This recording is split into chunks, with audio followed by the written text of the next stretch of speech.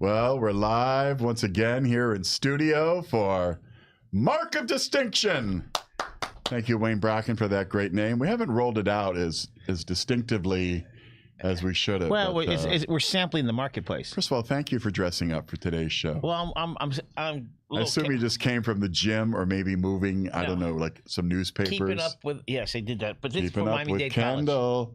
I was thinking about our friend Anthony Cruz, who has left the Miami Dade College system and gone on to some new opportunities. But what a great institution Miami Dade College is, and their leadership.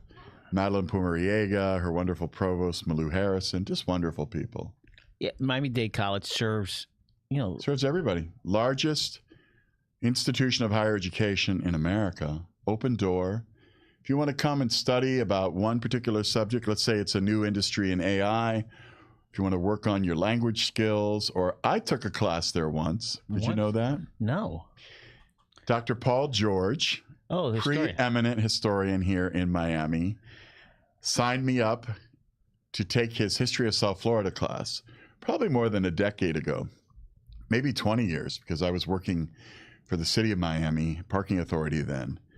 And he saw me and he said, listen, you have been promising to take my class every spring for years. I'm signing you up. Brought the paperwork over.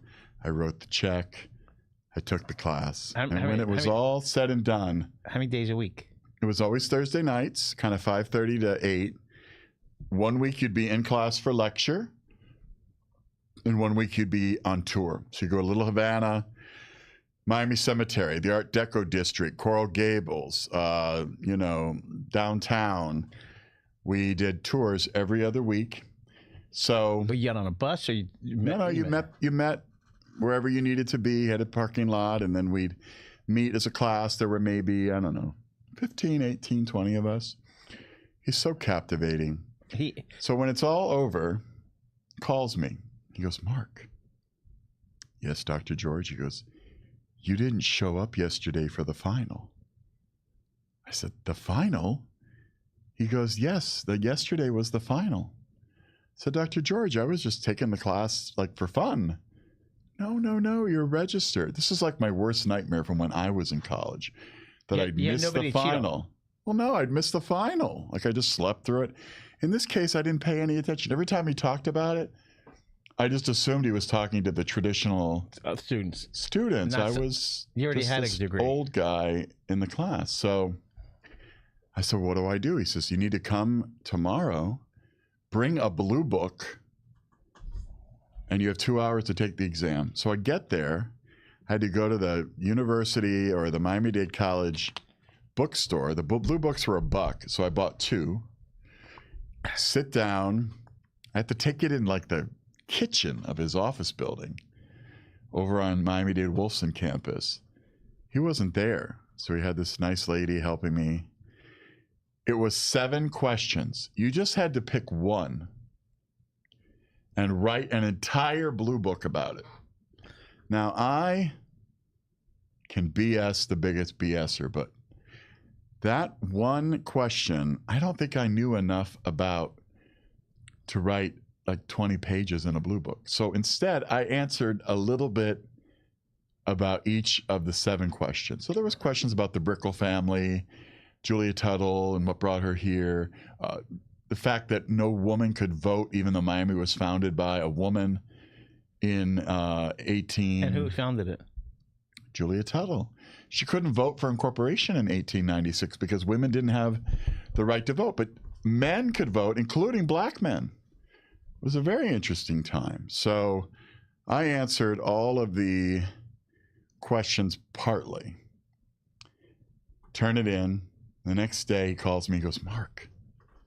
Oh, yeah? He goes, Dr. George again. I said, no, I came, I took the exam. He goes, I know, but you didn't turn in your term paper.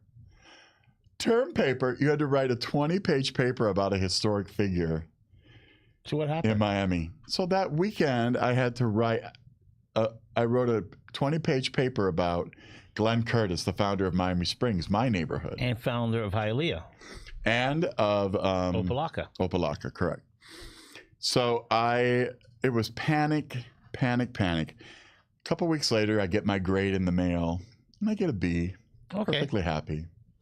So I run into a woman in my class a few months later. She's like, "How's it going?" And I said, "It's going great." She said, "Have you talked to Dr. George?" I said, "No, actually, I figured he was off for the summer, but I just loved his class, love him, still love him." She goes, "Well, he's worried that you're maybe a little upset with him." I said, "Why?" He says, "Well, because, you didn't get a very good grade in the class." I said, "Oh, I got a B." Perfectly happy with a B. Right.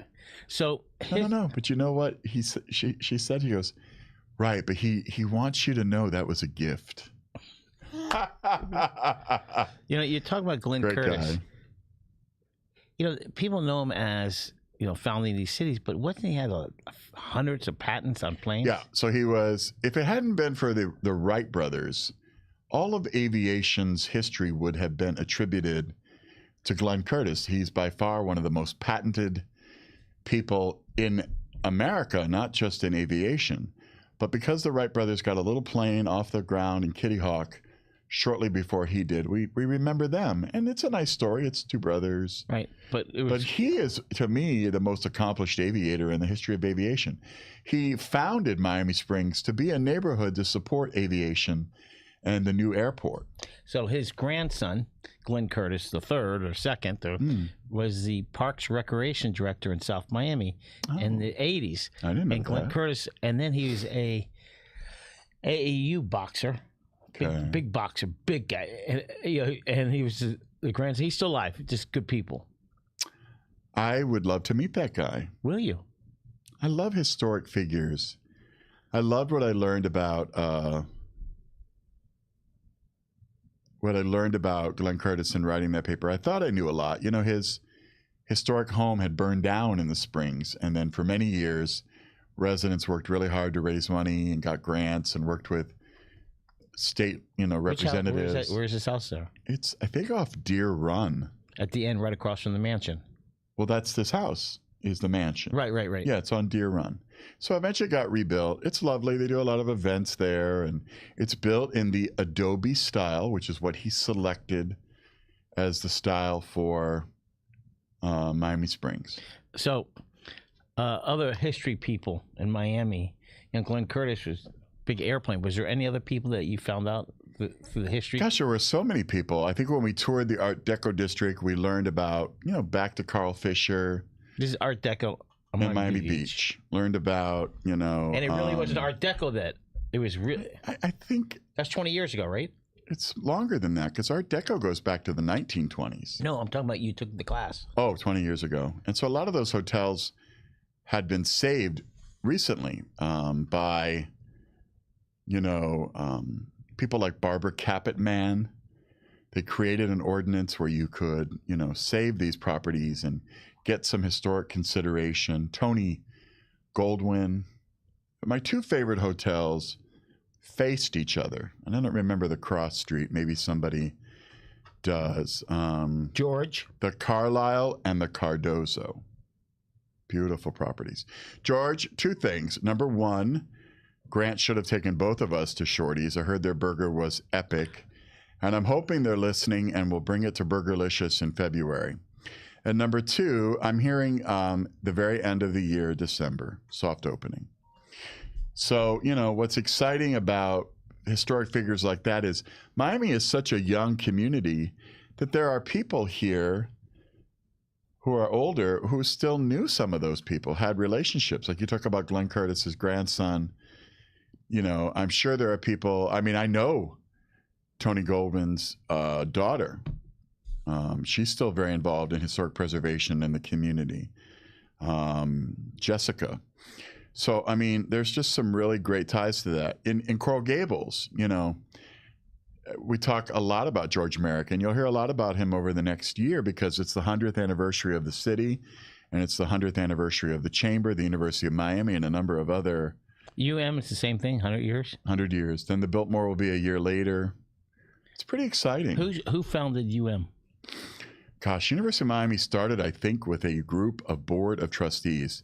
And you remember that they had begun construction, and then the hurricane of 26 devastated the construction. So the university sat sort of like a skeleton. But wasn't it next to the library?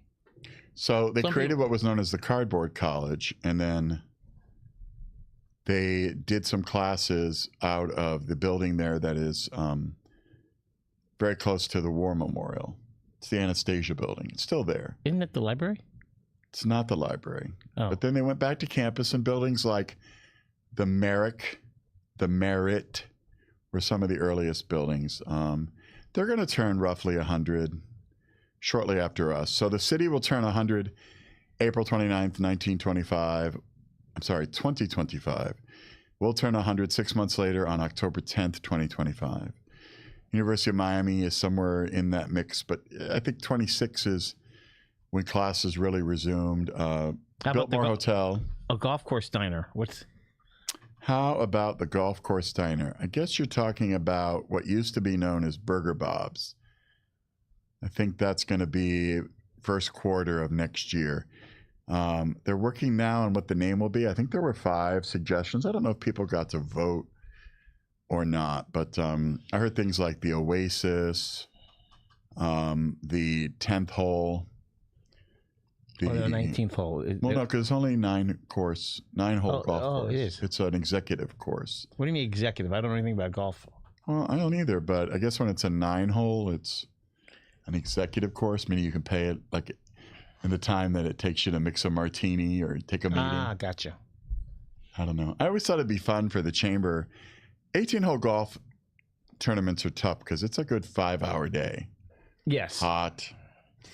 But, it'd be fun to do like an executive scramble on a 9-hole. What scramble? I don't know anything about golf.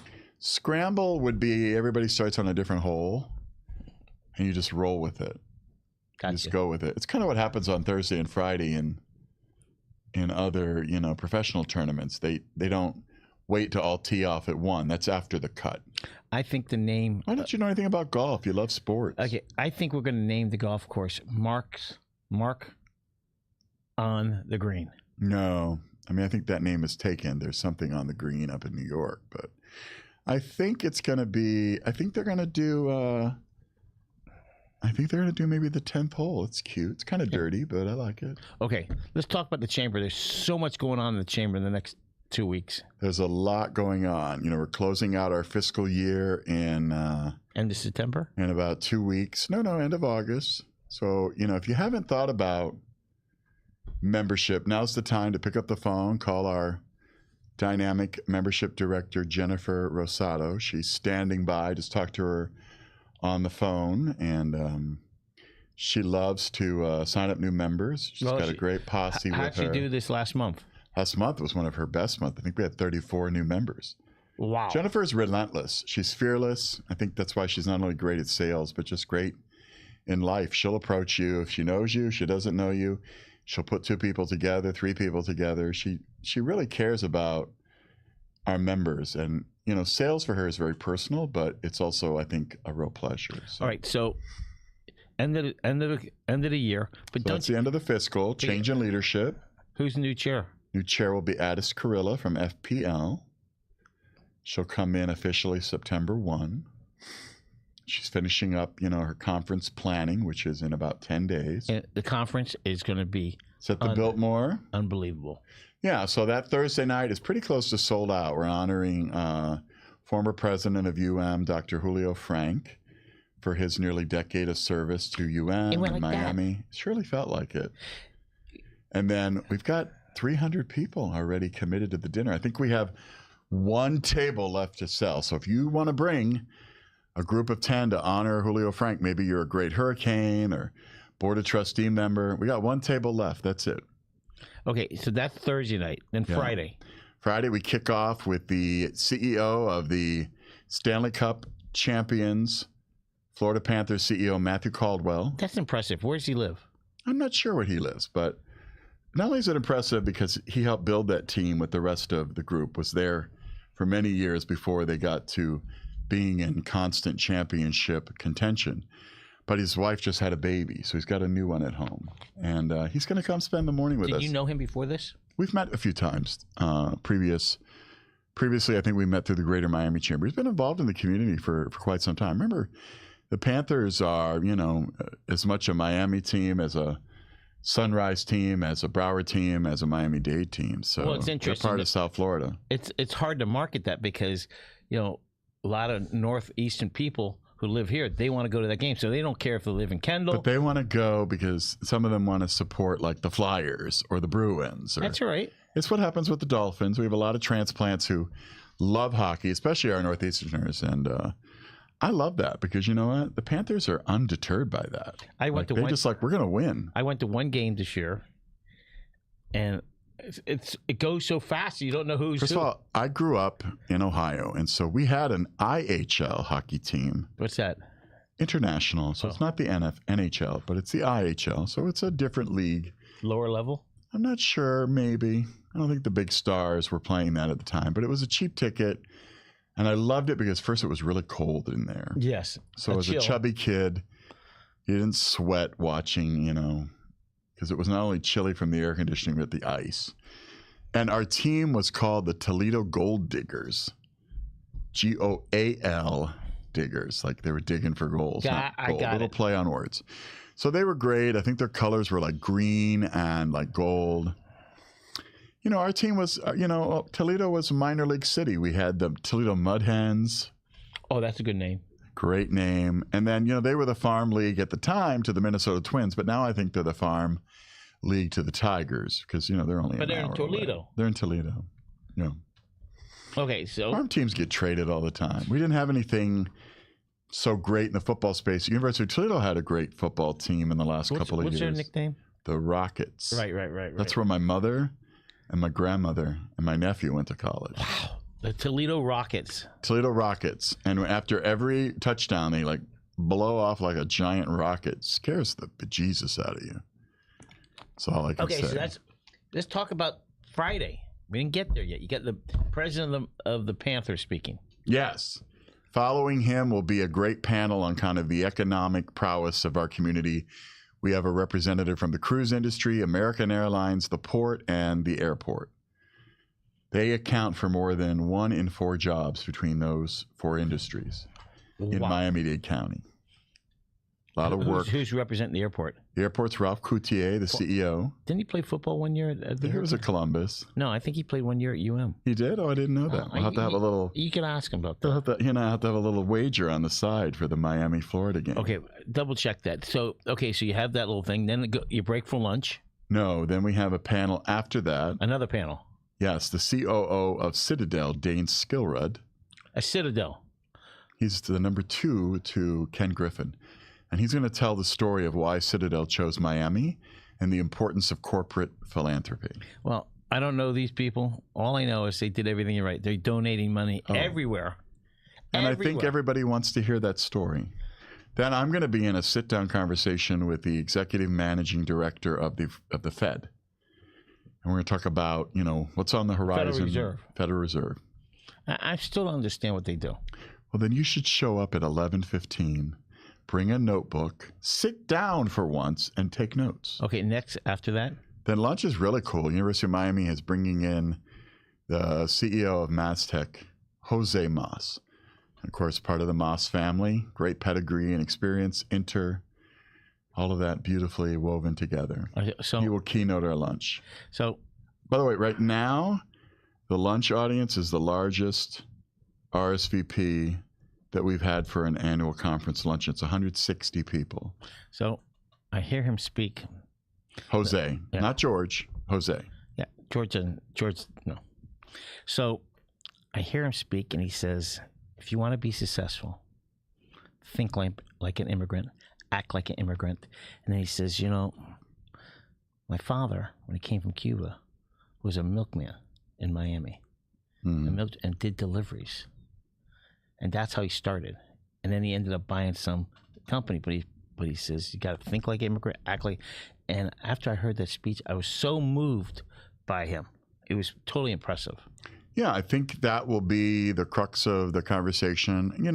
Our biggest goal with the annual meeting is that we want you to walk away fed. personally, professionally, we want your network to have increased. We want you to feel the passion that the people who share this story. So like when I talked to Matt, I said, Matt, what do you want to talk about, Caldwell? Oh. And he says, I want to speak from my heart. I said, that's amazing. Because whether you're a small business owner, sole proprietor, mom and pop, or you work for a large company, or you're a leader, or you are coming through the ranks, there's going to be something that speaks to you that day for you and your business and you and your personal growth. After lunch, we're doing a presentation by a guy named Craig Stepien, who's coming down from Juno Beach to talk about the power of disruption. All right, so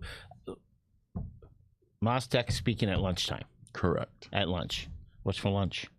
I'm not sure. Oh, gosh, I asked Angeline what was for breakfast. By the way, I'm a breakfast guy. Angeline has been with you 2 years? Almost. In October, it'll be 2 years. Has rocked the chamber. She's great. She is just, bam, she does a great job. So congratulations. I'm very blessed. My two left hands, Angeline, Jennifer, sales, events. I mean, those are our biggest revenue drivers in the chamber. But, they're both very passionate about our community, our members, and, All right, so after lunch, then you got... Power of disruption? Like what you and I do? So, no, it's more about, how disruption is affecting various industries. In some cases, it's AI. In other cases, it's, whatever it may be, automation, things like that. Then we'll have a little break, and then we're going to close the afternoon with Dr. Paul George coming in to talk about Coral Gables Turns 100, called The Power of Our Past. People don't, really realize the history of Coral Gables. Coral Gables changed that area, but it changed all of Dade County because he was so ahead of the game. Yeah, I think got here in a time where he and his family were leaving Duxbury, Massachusetts. Some of the family had some health issues. It was going to be a lot better for them. They settle here in Coral Gables. It's a grove. What kind of grove? Guava trees and oranges. And I mean, you basically had to cut a homestead out of the grove. And he was a minister. Who?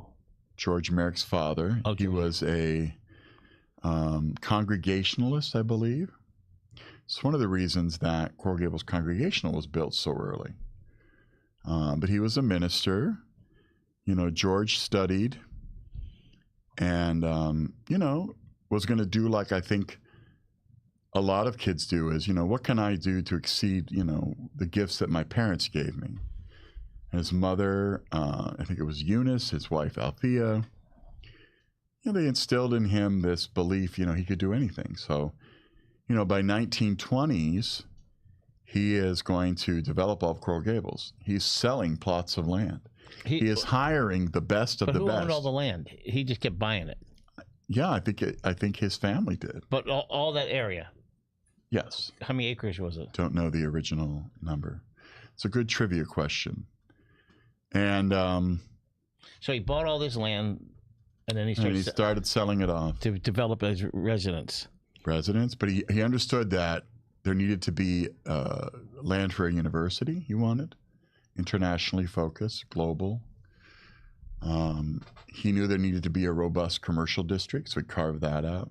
And then he brought in the best people to help him, best architects, best, designers, colorists. They all worked for him. His original office there in the Colonnade Hotel. What? That was the original? That rotunda was his office. Wow. I didn't know this. Well, you can't sell property unless, you impress people. And then he hired a guy who'd run for president 3 times, William Jennings Bryan. Ran for president 3 times, lost 3 times. And he was his basically, influencer. Well, it's interesting. Mouthpiece. What's interesting, on Red Road, on the west side of Red Road, these pillars, and it's interesting. Or you go down Sunset Drive, and on the south side, there's pillars, arches, but it's not part of Coral Gables. So I'm trying to, maybe I'll ask Mr. George, who built them? Was it somebody who's trying to mimic Coral Gables. Could have been, because everything that surrounded Coral Gables was City of Miami or not incorporated. Because remember, we always shared a border with the city of Miami. That was incorporated in 96. And why? So and why? 30 years prior. You know, the bottoms. Let's back up. The west side's a straight line, 57th Avenue. Yes. But the borders on the north end goes up like a peninsula. Near Ponce. Yeah, I don't know if that was an annexation issue. Yeah, and then in the south, I think that was added on. You know, Well, it just went to the bay. right. It's not on Sunset, but it keeps going down. Maybe. And then on the east side, it's 37th Avenue. Correct. So a lot like Red Road, Right. It's just interesting how it was. But that's a good question. I'm a pop. I'm sure Dr. George would be happy to answer for you. We're giving him a microphone and just. He speaks so great. And he brings great pictures, and he's just fantastic. So, so I think people will enjoy that, and then we'll have a little closing reception. There's a couple coffee breaks in the middle of that, and great food, great fellowship. Where's the cocktails? There at Biltmore? Yeah, we're going to do it at Fairways, which is their new, reimagined, beautiful 19th hole, and now it's the clubhouse, and it's gorgeous. So, little wine, little beer. When is this? That's next weekend. Next week. Next Friday. It's 10 days from today. Wow. So we're in the final countdown. So before I came here today, I spent a few minutes with Angeline and Morgan from our team putting together, what do we need to talk about? What are the finishing touches? Because we're going to work really diligently. You have a new board now? Is it new people got on We'll board? get some new people. They'll come in September. And who got on? Gosh, we have Tony Guerra from John Martin's joining us. Elizabeth Perez from Kai's company, big realtor company. Jose Romano from the zoo. Really? Got Jose working. Will be joining us. A few people that got reelected, like Laura Morgan Horton, who is an estate attorney in the Gables, Orange Bowl committee member, very active and engaged in the community. A guy named Al Rose from University Credit Union, who you introduced me to. Who's a class act. He's the loveliest gentleman. So those are the new elected board members, and there'll be a few new appointed board members that Addis will fill out her leadership team with. So very happy. It's exciting. It is exciting. I mean, renewal is refreshing. And a year ago at this time, I wasn't engaged in these conversations because I was ill. So I was working on the sidelines, but it's not the same as when, you're dug in. You're dug in, the team dug in. Sure. COVID before. Jennifer had only been with us at that point, 3 months, 2.5 months. Angeline had been with us about 10 months. So a lot of people that really grounded out to, support me, the team, Sarah last year. And it was terrific. I think anytime we can bring leaders together to have a conversation about the past, present, and future. I mean, we're 100 years old. There's a lot to be said about that. And how many chair people are still alive? Oh, boy. I'm going to say probably 25. You go back 50 years, 40 years? Who's the oldest? Not age, but... The one who served the longest ago is probably Roy Gonis. Who looks like he looks the same. I figure he must have been chair when he was like 19. Because he looks the same. I don't know him. He's still very young and handsome. Yeah, right. So he was in the 80s. So you got 40 years. I'm going to say it was the 80s. It could have been a little bit earlier. That's exciting. I love... Maybe he was in his 30s and now he's in his 70s. I loved it when you ask, you got to pass the gavel. Gavel. But I love when you tell them all to stand. It's just unbelievable. Yeah, and now I've worked with 19 different ones, 20. This will be number 20. Oh, by the way, happy anniversary. Just celebrated your 18th year at Coral Gables Chamber of Commerce. Do you have music, Maestro? No. Very nice. 18 years. Our team did a nice job with recognizing that. Jennifer leading the way and working with Devin and Christine. Really nice. 18 years it's not the same as like 15 or 20, but I think when you've been through a major illness, you have a different outlook on that. All right. So how many members chamber had before COVID, and how many do you have now? You have more now. I think we probably have more companies. That's important.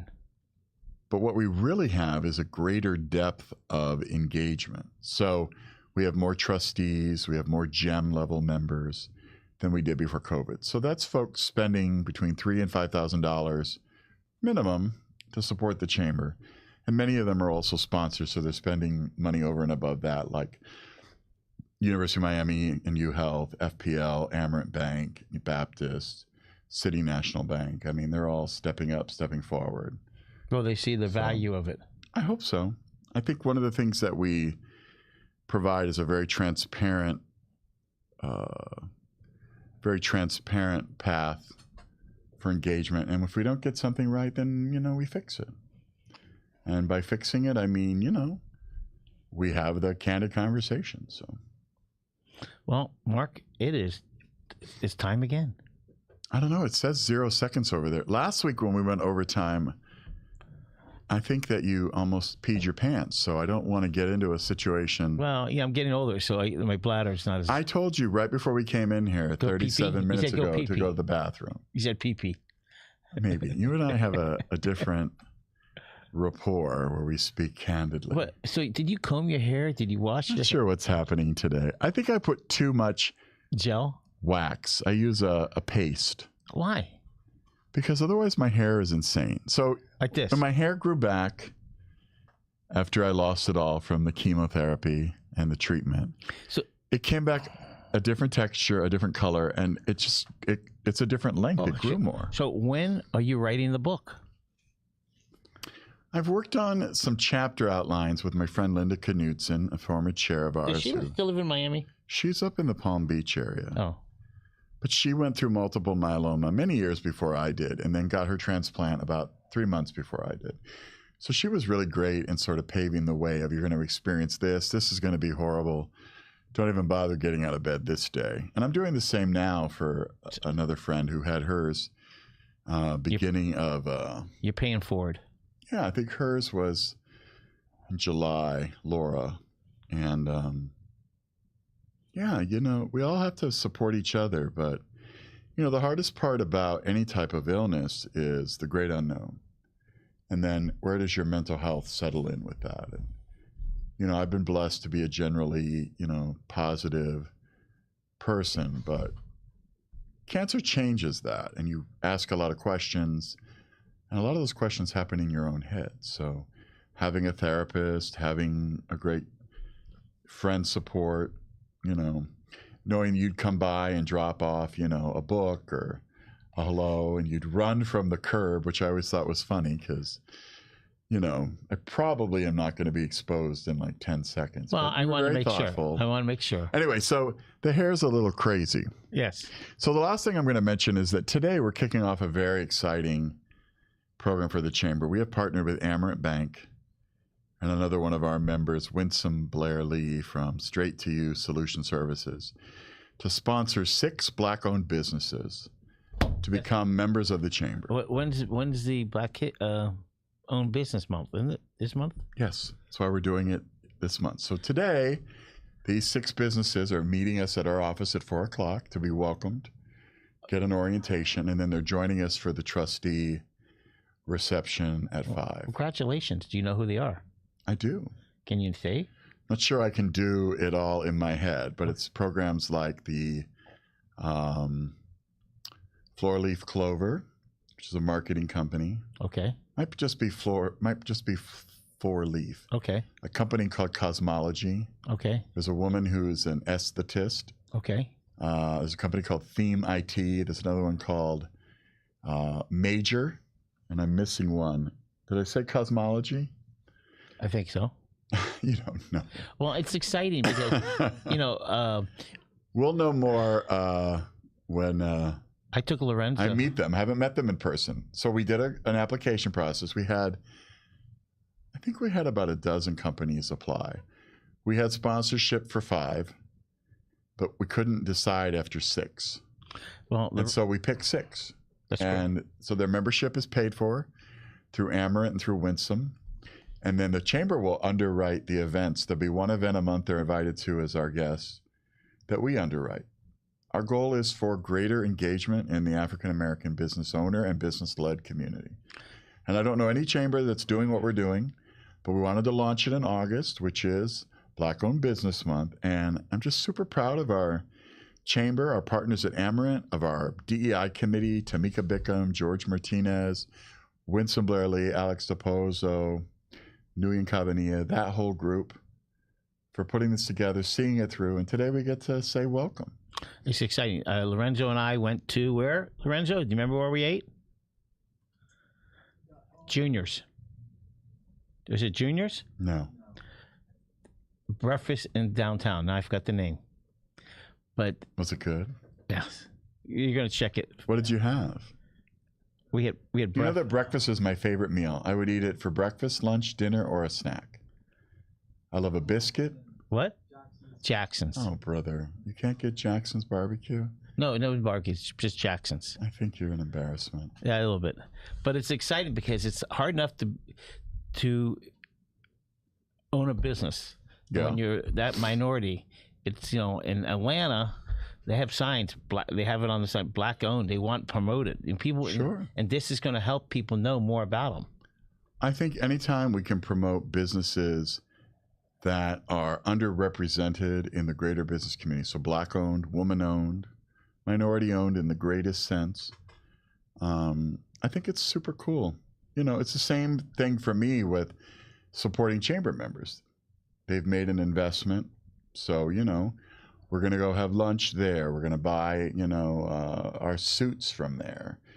I get my car from Mercedes-Benz of Coral Gables, my suits from Sartori Amici, And, all of those things. And you should get your nails done at Well Groomed. Well Groomed. My nails look really bad. I'm going to have to get them done before the annual you meeting. need to get them They're done. pretty rough.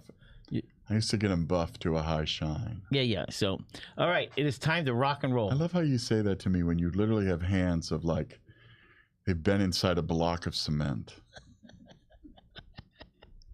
I know. And they still have barbecue sauce under them from last night. I know. It was so good. I washed it. It just didn't come out. Oh, by the way. I'm sorry that I'm hostile towards you, but I think it's just a sign of our relationship. Hey, we just had... Yeah, I picked that up on the way in. There's a new edition out celebrating 95 years of parks. Yes. Very cool. Just came you out. see Mayor Daniela on the cover. And then your friend. Swimming. Mm-hmm. Then your friend Nardi. Maria Nardi, yeah. You know who my favorite parks employee is, right? Who? Ron Magill. Yes. My favorite. He is... Oh, by the way, he's doing... An article for Eater. No, he's going on... he does trips. That's how They've got another one coming for the Galapagos. We're helping promote it. Yes. He's like, you should go. I'm like, I don't go anywhere where the main attraction still moves faster than I do. He goes, are you talking about the tortoises? I go, yes, sir. So, yeah, I just found out he's doing another one. They all go on a plane together. They do everything. Yeah, it's a great... First of all, I would go anywhere with Ron Magill for 5 reasons. Ready? Number 1, he's a great storyteller. Number 2, he can open any door, anywhere, anytime. In the world. Number 3, he is a preeminent photographer. So he's going to help you be a better photographer. And Number 4, you can ask him any question about any mammal, and he's going to know exactly what it is that you're asking about. And number 5, Rita will be on the trip with him. And she's the best. She's the best. Physical therapist. But the number 6. Wasn't she his physical therapist? No, she was his nurse. Told me a story. He went in, he had done something horrible to himself, and she treated him, and they fell in love. Yeah. She is so beautiful. Lovely. But the other thing, number 7. No, 6. 6. Because he's so tall, he can see everything before it happens. Yes. So it's it's like the draft. Okay, they're coming. Take off. Many... Oh, you're talking about like if an animal was going to... Yes. Oh. Many moons ago, we had breakfast, and, he told me he had never had COVID. Everybody's had at least one bout or thought they had COVID, maybe didn't get tested. And I said, you never had COVID? He goes, no. I said, I know why. He goes, why? And I said, you're too tall. Well, You're out of the line of fire. Well, you laugh about that, but when you hear when it's cold, when people cough, it sits higher. It sits up here, but No, he's too tall for that. yeah. I saw him on Last week with David Lawrence. Friday with David Lawrence, and he came over to say hello, and he's just, gosh, Good people. genuine as they come. And the Parks Department and Miami-Dade and Florida and the University of Florida and America is like He was inducted in the University of Florida Hall of Fame. he is a Grand Cayman. Yeah. And he's also inducted to his high school Hall of Fame. But Palmetto? Yeah. But his real claim to fame is he's inducted to Arbiters Hall of Fame. He and I are brothers in the Arbiters. You know, I don't know a lot of people that know this, I don't. but about every 5 to 6 weeks, a small group of gentlemen, including Grant and myself, gather together on a Sunday morning at 10:28 a.m. and fellowship together, tell stories, catch up, have hot dogs, and eat Trowbridge tots. And last week was the best. I mean, I told David Arbetter this. David, they cooked them just a little bit longer than usual, and that crispness, the golden color, the way they popped in my mouth, I could have eaten 1,000 of them. Thank God we all shared it.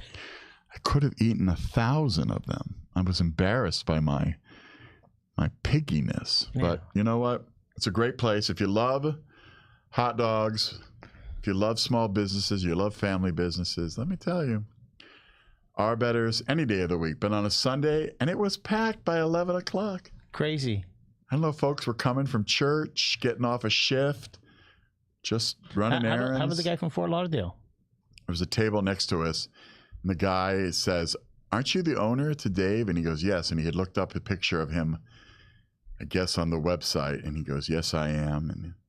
And he goes, "You know, every month when I have a Sunday off, my buddies and I, 2 or 3 people with him, we find a great hot dog place somewhere in the Tri-County area, and we just drive there." They had driven from somewhere up in Broward to come down and try them. And, you know, every time I'm there, I try a different dog. This time I went with what Wayne gets, which is chili and cheese. You gotta be ready to drive home, because that chili is looking for an exit. I know. An off-ramp. But I made it home, you know. Thanks for I informing. watched the closing ceremonies of the Olympics. We didn't talk about that, but it was a great 2 weeks. My nod to Paris, I didn't know if they could do it, because sometimes the French can't get out of their own way. But they did a great job. They did a great job. What was the smartest thing you think they did?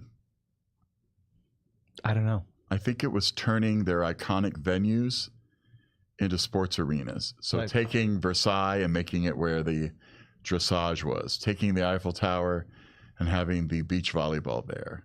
I think those were really cool. Those are photo ops for the ages. But I have great faith in LA. First of all, LA has hosted 2 previous Olympics. And in 1984, it was really the first time as a kid I understood the Olympics. Because remember, in 1980, we didn't go. President Carter had us boycott the Summer Olympics because Russia was hosting them in Moscow. So 84 was the first time a lot of our athletes have been able to compete in 8 years. Right. And it was marvelous. It's also the first time in modern Olympic history, from 1896 forward, that the Olympics made money, because Peter Ueberroth was brought in and he turned it into a commercial. Peter's with He was the head of the Olympic Games for the LA. Right, but what did he do before that? I'm not sure. I think maybe he was in corporate enterprise. It's going to be crazy trying to get tickets. But they never had ever. They'd always been losing money because of the cost of venues and building. But that's why LA's good, because they have all these venues. They do, but you know what it's going to cost to retrofit the Coliseum, which has been used twice, right, for track and field. You know what it's going to cost them to retrofit it for 2028? $150 million just to build the track, because they took the track out years ago. Right. Probably after 84. And that's when, you know, USC went to play there. And so it'll be cool to watch. 4 years will go very quickly. And but I give a lot of credit. You know, they interviewed the French president, and, you know, he told a great story of camaraderie and success, and It was a huge success. the most important thing is it was safe. It's hard to bring thousands of people together anymore and not be scared to death about being a target in terrorism. And everybody there just was safe and had a great time. The people that were probably most in danger were those cardboard beds that the athletes had to sleep on. Well, the basketball team didn't stay there. No, first of all, they wouldn't have fit. Right. They stayed off property, right? I mean, you need a place with a 7-foot bed. But quite a few athletes would take videos of it when they first arrived, and it was hilarious. To change the subject. Yeah. Florida has a Did you want to talk about pole vaulting? No. No, the guy that just signed, who's walked at Florida, 7'9" or something like that. How tall is he? We have a 7'2" footer, but it wasn't recently signed. We signed a big guy yesterday who's a legacy. Oh. His father played football for us, but his son is a basketball player. Oh. And he is going to be the centerpiece of our 25 class. So yesterday, the preseason rankings came out. Miami is at number 19. Florida is unranked. So we're inside 2 weeks until that game. I'm ready. Yeah, I think, Miami's going to talk a lot of trash. One, we're in Miami. And I think, two, Florida didn't get a single vote in that preseason poll. That's worse. Not a single vote. Not even like other teams receiving votes. Nothing. You're going to be fine. All right, let's wrap it up. We'll see. So as Grant told you, we've got our annual conference upcoming August 22nd and 23rd. Big opportunities to be part of something special. Tickets still available pretty much for the Friday all-day program. Or if you can't do all day, we have tickets available for the morning or the afternoon. You can come and see the breakfast with Matthew Caldwell and stay for the morning. Or you can come for the lunch and see Jose Mas and stay for the afternoon. If you're looking for membership, be part of something also equally as special, reach out to Jennifer on our team. She'll be loving to welcome you, as we are going to do with 6 new companies today, owned by Black entrepreneurs. Thank you to Amarant and others for helping make this very special program a reality during Black Business Month. Everybody, have a great day.